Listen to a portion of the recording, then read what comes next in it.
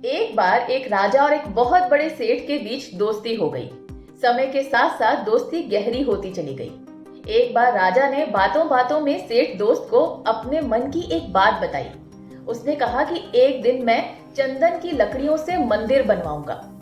अब सेठ को दोस्ती में व्यापार नजर आने लगा।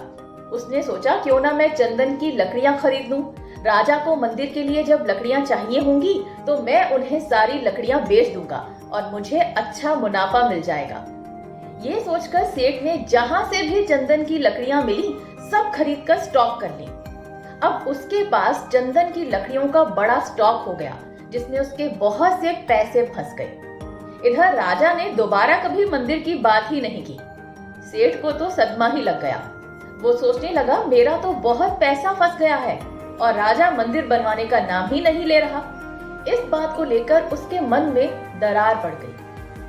मन में जैसे भाव उपजते हैं, इंसान के बोल और व्यवहार भी फिर वैसे ही हो जाते हैं। राजा को सेठ का रूखा व्यवहार समझते देर नहीं लगी। इसी कारण दोनों की दोस्ती में खटास आ गई। लेकिन राजा को यह समझ नहीं आ रहा था कि आखिर ऐसा हुआ क्यों। एक दिन वो एक महात्मा के पास गए और जाकर उन्हें पूरी बात बताई।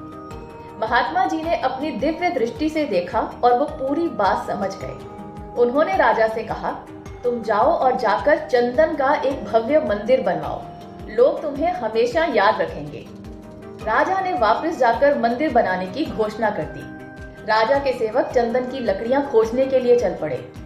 लेकिन उन्होंने देखा कि लकड़ियां तो सिर्फ सेठ जी के पास हैं, तो उन्होंने उनसे वो लकड़ियां खरीद ली और मंदिर का काम शुरू हो गया। मंदिर बनाने में इतनी लकड़ियां लगी कि सेठ की सारी लकड़ियां मंदिर के काम आ गई। उसका सारा फंसा हुआ पैसा वापस आ गया और उसकी चिंता दूर हो गई। अब उसके मन में राजा के प्रति दुश्मनी का भाव भी चला गया और उसके स्वभाव में भी विनम्रता आ गई। इस कारण दोनों फिर से दोस्त बन गए। अब इस कहानी से हम 3 बातें सीख सकते हैं। 1, जहां दोस्ती हो वहां व्यापार नहीं होना चाहिए।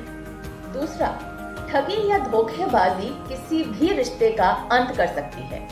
और तीसरी ये कि कई बार हमारी जिंदगी में कुछ लोग इसलिए भी आते हैं क्योंकि उनसे हमारा कर्मों का कोई लेन देन बाकी होता है। प्रभु इस लेन देन को चुकाने के लिए कोई आधार खड़ा कर देते हैं। जैसे महात्मा ने मंदिर बनाने को कह दिया। इससे देने वाले का देना और लेने वाले का लेना पूरा हो गया।